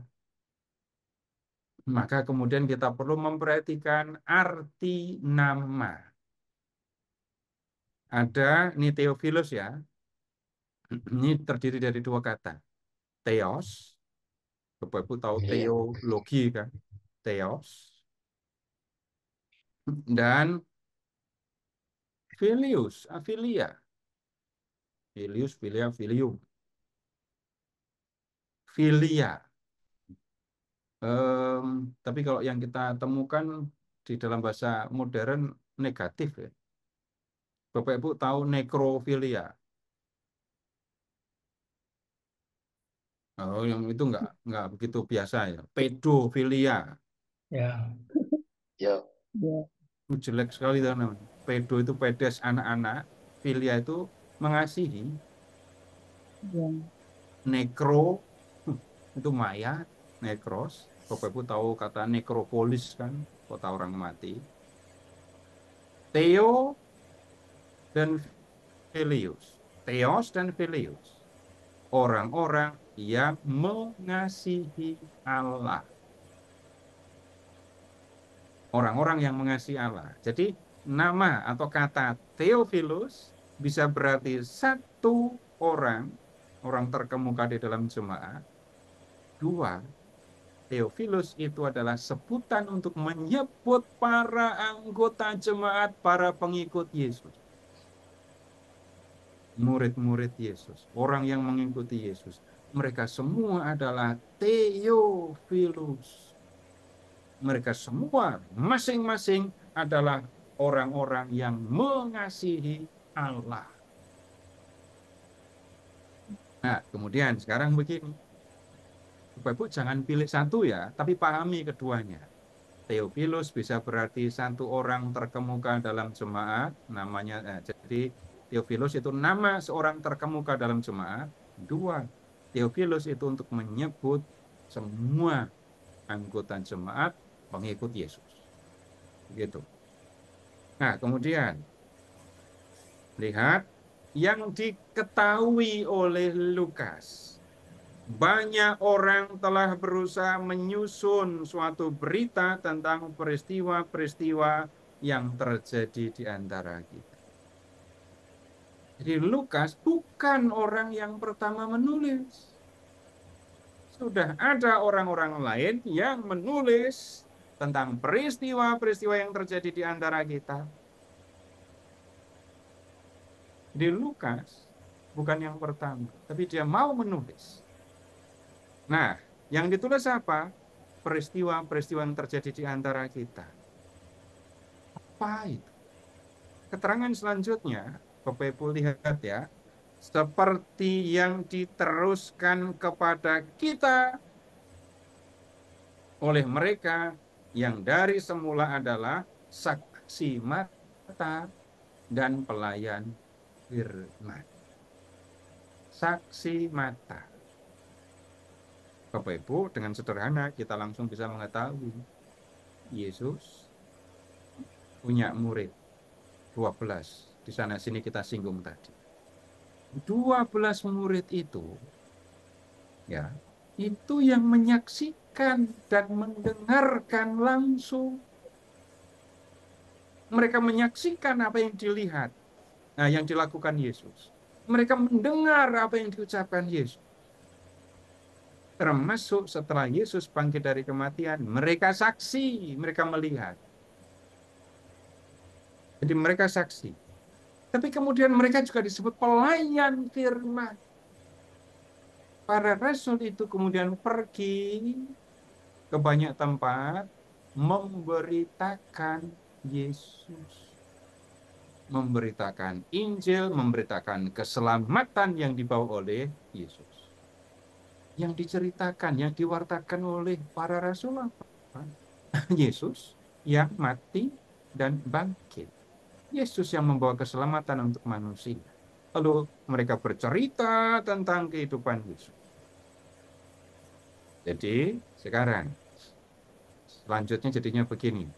Yesus mengajar, membuat mukjizat, mati, bangkit. Para rasul menyaksikan. Ya. Kemudian para rasul memberitakan Yesus. Banyak orang yang percaya kepada Yesus berkat pemberitaan para rasul dan terbentuklah jemaat atau gereja. Nah, sesudah itu ada banyak orang yang menulis tentang Yesus. Ya, itu yang disebut di ayat 1 tadi. Nah, kemudian ayat 3. Setelah aku menyelidiki segala peristiwa itu dengan seksama dari asal mulanya, aku mengambil keputusan untuk membukukannya dengan teratur bagimu. Lukas jelas termasuk orang yang dengar di saksi mata tadi jadinya ya. Seperti yang, ayat 2, seperti yang diteruskan kepada kita oleh saksi mata. Jadi Lukas dan Theophilus ada dalam posisi yang sama. Mereka mendengar berita tentang Yesus dari para saksi mata, dari para rasul. walaupun sudah ada yang membukukannya, lihat kembali ke ayat 3, Lukas menyelidiki dengan seksama dari asal mulanya. Setelah melakukan penyelidikan, membayangkan penyelidikan yang dilakukan Lukas itu seperti apa ya? Apakah pergi ke Yerusalem, pergi ke Galilea, dan seterusnya? Bapak Ibu lihat, ada saksi mata dan pelayan firman. Penyelidikan dilakukan dengan ya metode, kalau sekarang pakai metode wawancara gitu ya. Mengumpulkan data, membaca tulisan yang sudah dibuat sebelumnya, disebut di ayat 1 tadi. Dan sesudah itu lihat, ada sumber-sumber yang lain, maksudnya belum Injil, tapi sudah ada tulisan. Saksi matanya nggak cuma satu, tanyain juga yang lain. Perhatikan, aku mengambil keputusan. Jadi yang punya inisiatif dan mengambil keputusan bukan Theo, tapi Lukas. Lukas yang melakukan penyelidikan, setelah menyelidiki semuanya, baru Lukas mengambil keputusan. Aku membukukannya, menyusunnya dengan teratur bagimu. Ya, teraturnya itu seperti apa? Nah, Bapak Ibu perhatikan susunan Injil Lukas yang kita diskusikan tadi. Itu susunan teratur menurut Lukas. Nah, tujuannya apa? Ayat 4, supaya engkau dapat mengetahui bahwa segala sesuatu yang diajarkannya kepadamu sungguh dapat dipercaya. Theophilus sudah mendengar berita tentang Yesus. Lukas menulis buku ini untuk Theophilus supaya Theophilus yakin bahwa apa yang diajarkan kepadanya itu memang benar. Yang dalam tanda kutip yang menjamin kebenarannya apa? Perhatikan Bapak Ibu, penyelidikan. Lukas menyelidiki. Setelah menyelidiki, nulis, nih hasil penyelidikanku. Ternyata terbukti benar ya yang mereka katakan. Yang disampaikan oleh para saksi mata itu memang benar. Jadi yang kita temukan, Lukas gak ketemu Yesus kok bisa nulis. Lukas ketemu dengan saksi-saksi mata, mendengar pemberitaan dari mereka. Lalu melakukan penyelidikan. Ini kalau saya yang nulis buku, berarti waktu itu saya akan ke Nazaret, saya akan ke Bethlehem gitu ya. Cari, itu mamanya masih ada apa enggak? Mamanya masih ada, cari, wawancarai. Nah, kemudian sekarang yang punya ide untuk menulis itu bukan Theophilus kalau begitu, kalau membaca teksnya. Lukas sendiri yang mempunyai ide dan mengambil keputusan. Nah, sekarang begini, Bapak Ibu, pengetahuan umum yang kita miliki dikatakan begini, Lukas itu adalah dokter atau tabib. Bapak Ibu tahu itu waktu kelas berapa, Sobat? Waktu kecil saya sudah tahu. Gitu ya. Bapak Ibu tolong buka, ini sekarang bukan levelnya. Pokoknya Lukas itu tabib, dokter, selesai. Bukan begitu. Sekarang Bapak Ibu harus bisa menunjukkan sumbernya dari mana mengatakan seperti itu. Bapak Ibu buka surat Kolose. Surat Kolose bab 4.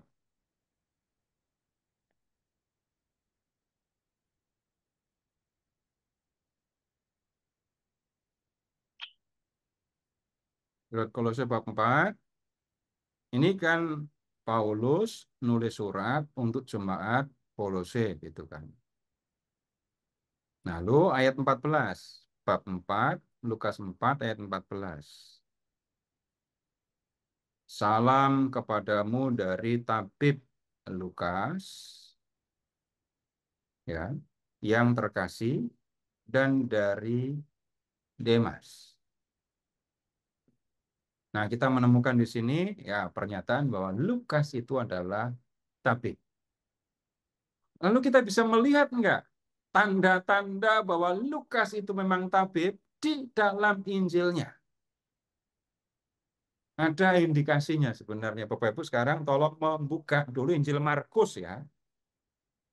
Buka dulu Injil Markus.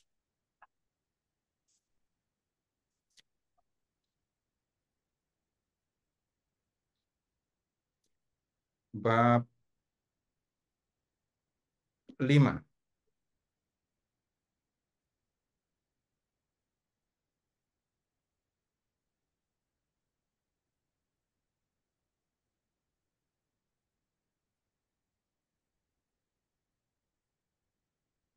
Markus bab 5 dulu.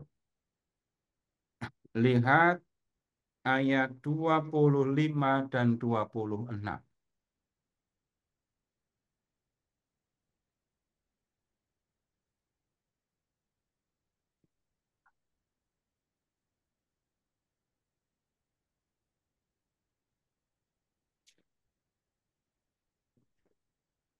Di situ ada seorang perempuan yang sudah 12 tahun menderita pendarahan.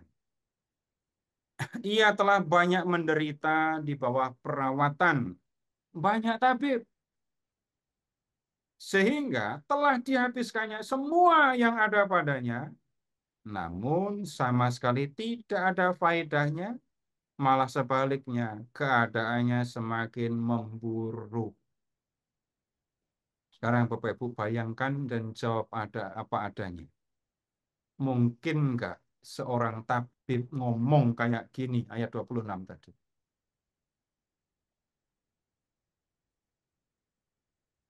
Ia telah banyak menderita di bawah perawatan banyak tabib, sehingga telah dihabiskannya semua yang ada padanya. Namun sama sekali tidak ada faedahnya. Malah sebaliknya, keadaannya semakin memburuk.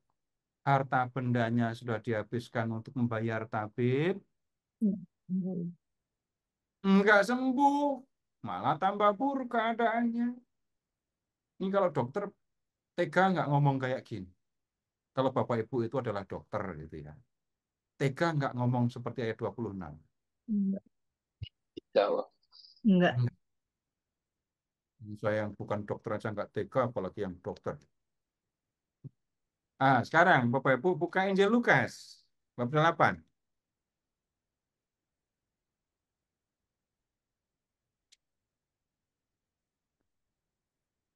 Lukas bab 8. Ayat 43.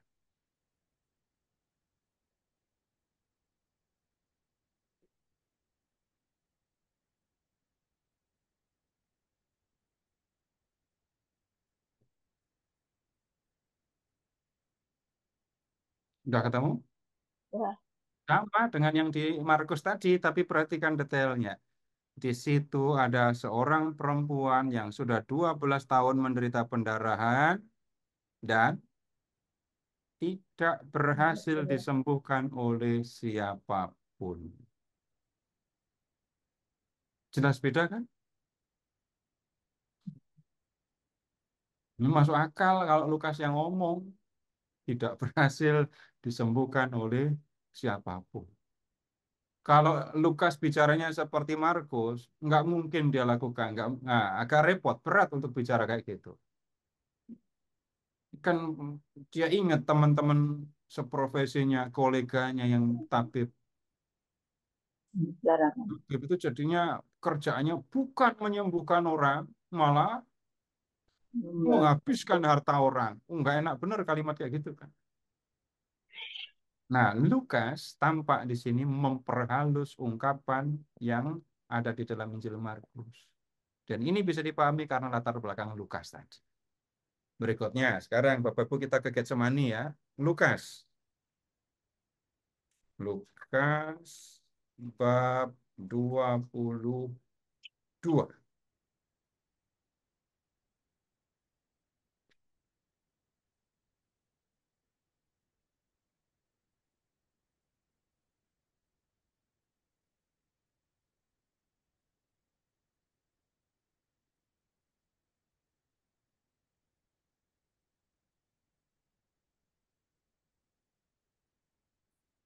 Bab 22, lihat ayat 50 dan 51.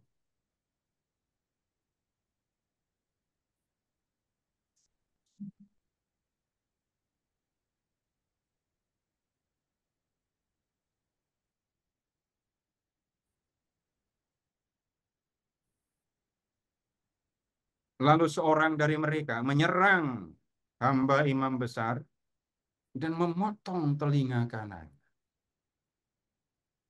Ini telinganya udah jatuh apa belum?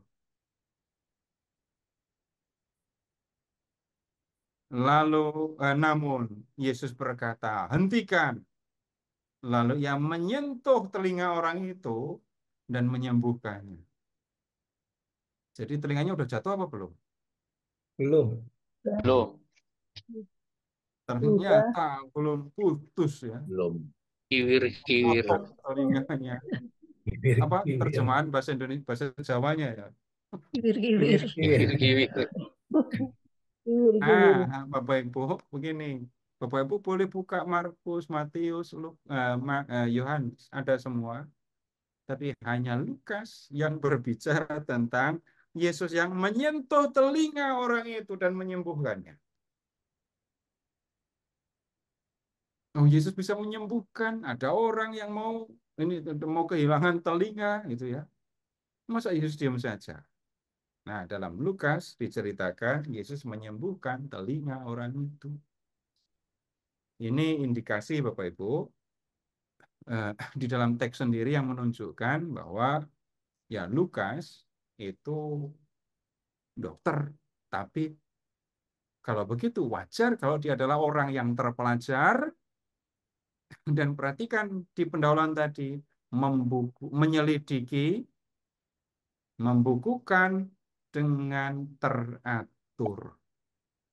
Ini bukan pekerjaan orang yang nulis refleksi ya, karena ada unsur menyelidiki, membukukan, dan membukukannya dilakukan dengan teratur. Ini kerjaan dalam arti tertentu orang yang terdidik, terlatih untuk menulis. Nah, kemudian begini, banyak orang ini beranggapan bahwa Lukas ini bukan orang Yahudi. Kenapa mengatakan begitu? Kalau Bapak Ibu membaca Injil Lukas, unsur-unsur yang berkaitan dengan hukum Taurat, Bapak Ibu, banyak yang diabaikan oleh Lukas. Jadi misalnya, kalau di Injil Matius, Bapak Ibu nggak usah buka teks juga tahu. Kamu telah mendengar firman, mata ganti mata, gigi ganti gigi, tapi aku berkata kepadamu, jangan melawan orang yang berbuat jahat kepadamu, melainkan siapapun yang menampar pipi kananmu, berilah juga kepadanya pipi kirimu. Kamu telah mendengar firman, mata ganti mata. Kamu telah mendengar firman, jangan membunuh. Kamu telah mendengar firman, ya, jangan berzina. Aku datang bukan untuk meniadakan hukum Taurat. Hal-hal seperti itu, Bapak Ibu, di dalam Injil Lukas tidak kita temukan. Jadi Lukas itu sedikit sekali mengutip Taurat, mengutip Perjanjian Lama. Ya, tetapi ya anggapan seperti ini rupanya Bapak Ibu perlu mendapat perhatian. Saya termasuk yang tidak sepakat bahwa Lukas itu bukan Yahudi. Kalau begitu ya sebaliknya, saya mengikuti pemahaman bahwa Lukas itu adalah orang Yahudi. Kenapa? Lukas itu mengambil gagasan ide di Perjanjian Lama yang hanya orang Yahudi yang tahu, orang lain nggak tahu. Orang bukan Yahudi nggak akan tahu. Nah, contoh ya, contoh. Bapak Ibu mengingatnya begini aja deh. Untuk orang Yahudi, Bapak Ibu, Yerusalem itu penting. Kota paling penting. Bapak Ibu lihat tadi ya, ketika ini Yesus masa kanak-kanak Yesus, Pak atau Romo Zakaria itu dijumpai oleh malaikat Gabriel di mana? Saya nggak bacain sih tadi. Tapi Zakaria sedang mempersembahkan korban ukupan kan? Di mana? Di Bait Allah. Kemudian Bapak Ibu lihat juga, Yesus kecil dipersembahkan di Bait Allah, Yerusalem. Dalam Injil Lukas, pencobaan Yesus yang ketiga itu beda dengan yang di Matius. Tukar posisi. Pencobaan pertama, Matius dulu ya, pencobaan pertama disuruh menyuruh batu jadi roti. 2, dibawa ke hubungan Bait Allah. 3, ditunjukkan kerajaan dunia. Lukas beda. Menyuruh batu jadi roti. Ditunjukkan kerajaan dunia. Baru ketiga, dibawa ke hubungan Bait Allah. Ya, itu Yerusalem itu menjadi bagian yang penting. Dan hanya orang Yahudi yang menyadari, kita ngomong zaman itu ya, orang Yahudi yang memahami, menerima betapa pentingnya kota Yerusalem, yang ada Bait Allahnya. Nanti kalau kita membaca kisah para rasul yang juga ditulis oleh Lukas, juga dikatakan, kamu akan menjadi saksiku di Yerusalem, Yudea, Samaria, dan sampai ke ujung bumi. Bapak Ibu ingat lagi, buka lagi Lukas bab 9 ayat 51 tadi.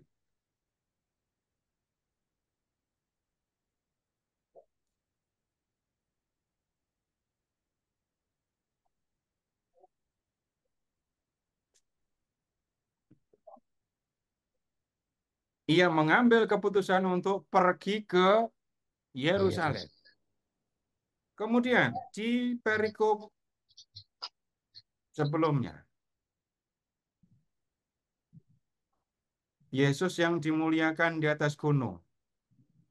Lihat ayat 31, bab 9 ya, ayat 30 dan 31.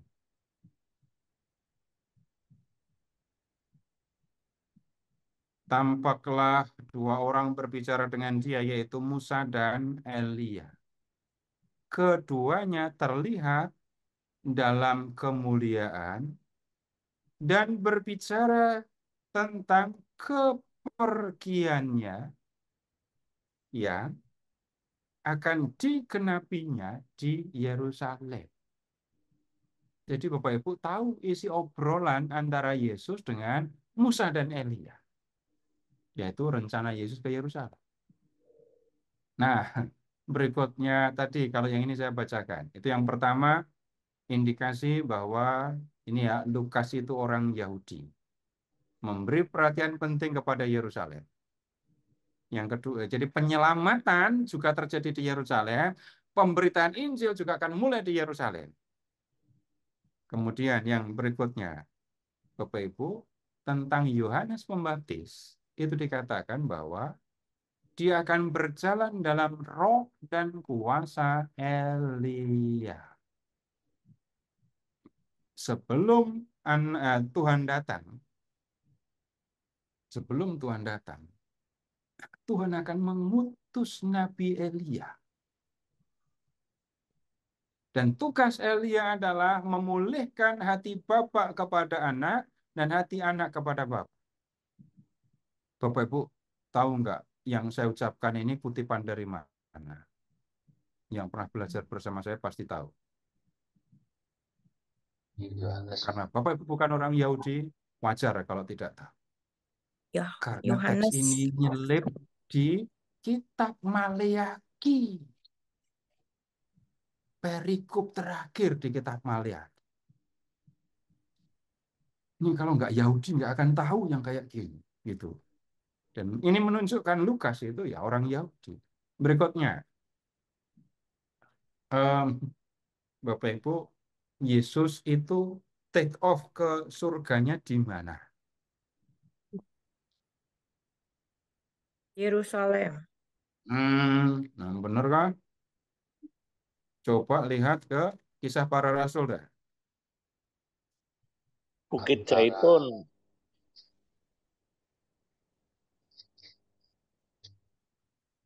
Efrat.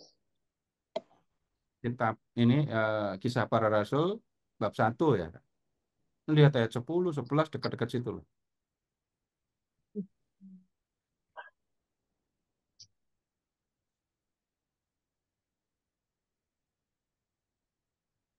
Iya, kalau lihatnya yang Kisah Para Rasul aja dah.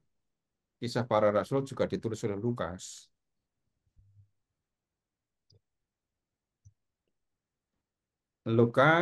Kisah bab 1 ayat 9. Sesudah ia mengatakan demikian, terangkatlah ia disaksikan oleh mereka, dan awan menutupnya dari pandangan mereka. Ketika mereka menatap ke langit, waktu ia naik, tiba-tiba ia berdirilah 2 orang berpakaian putih dekat mereka. Nah, habis itu, sekarang lihat ayat 12. Lalu kembalilah rasul-rasul itu ke Yerusalem dari bukit yang disebut Bukit Zaitun.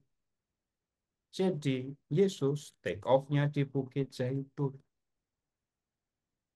Nah, pertanyaannya, kenapa tempatnya di situ? Oh, kalau di Lukas bab terakhir, perikop terakhir, Yesus membawa mereka keluar kota sampai dekat Betania. Ini Bukit Zaitun. Kenapa Yesus naik ke surganya itu dari Bukit Zaitun? Jawabannya itu begini. Yesus akan datang nanti sebagai hakim. Bapak Ibu ingat tentang itu, alat pengirik sudah ada di tangannya tadi. Yesus akan datang sebagai hakim. Yesus akan datang sebagai hakim. Nah, kenapa naiknya itu di Bukit Zaitun?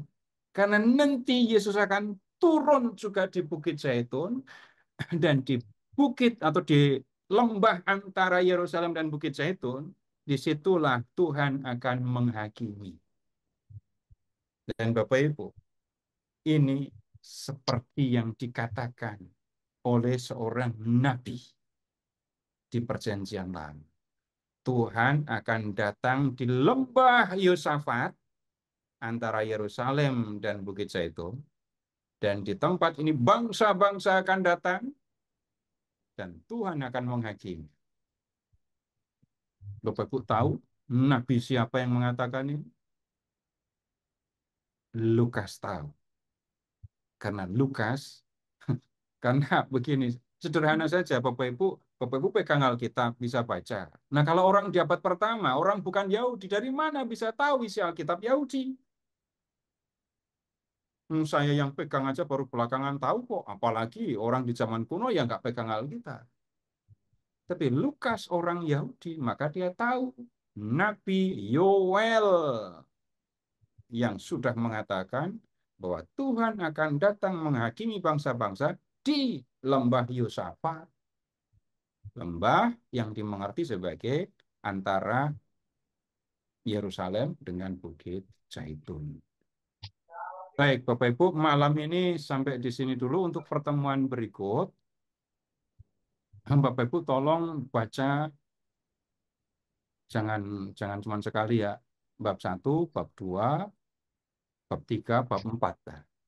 Bab Lukas, bab 1 sampai dengan 4. Yang utama bab 2. Baca yang tertulis. Jangan baca yang ada di memori. Baca yang ditulis, yang tertulis di dalam teks. Baik, kita langsung kita berdoa saja ya. Kita berdoa. Dalam nama Bapa dan Putra dan Roh Kudus. Amin. Kami bersyukur kepadamu ya Bapa yang telah mengasihi kami dan telah menyatakan kasih-Mu dalam diri anakmu yang menjadi manusia untuk keselamatan kami. Bapa yang Maha Kasih, kami akan belajar Injil Lukas yang menyampaikan kebenaran tentang putramu yang menyelamatkan kami. Dia bertindak sebagai guru yang mengajar, tabib yang menyembuhkan, dan Mesias yang menyelamatkan kami. Bapa yang Maha Kasih, kami mohon kepadamu, bantulah saudara-saudara kami yang belum memiliki keinginan untuk mempelajari firman. Bangkitkanlah di dalam diri mereka kerinduan, keinginan untuk memahami, untuk mendengarkan firman. Bapa, kami juga mohon kepadamu untuk saudara-saudara kami yang mengalami sakit, perhatikan saudara-saudara kami, sembuhkan mereka, perhatikan mereka, dan temanilah mereka menghadapi hari-hari ketika ia menghadapi penderitaan karena sakitnya. Tolonglah mereka agar pengalaman sakit tidak menjauhkan mereka darimu, tapi justru membawa mereka dekat kepadamu. Bapa, kami juga mohon kepadamu, bantulah saudara-saudara kami yang mengikuti Yesus tetapi tidak merasakan kasih-Nya, yang mengaku sebagai pengikut Yesus tetapi enggan untuk datang kepadanya. Bantulah mereka Bapa, bawalah mereka ke hadirat-Mu, agar mereka mau mengenal Yesus Putramu, mengalami, menyadari kasih-Nya, dan hidup dalam kasih denganmu. Bapa, kami serahkan diri kami serahkan usaha kami dalam menaungkan kasih-Mu, karena Engkau adalah Bapa kami. Kemuliaan kepada Bapa dan Putra dan Roh Kudus, seperti pada permulaan, sekarang, selalu, dan sepanjang segala abad. Amin. Dalam nama Bapa dan Putra dan Roh Kudus. Amin.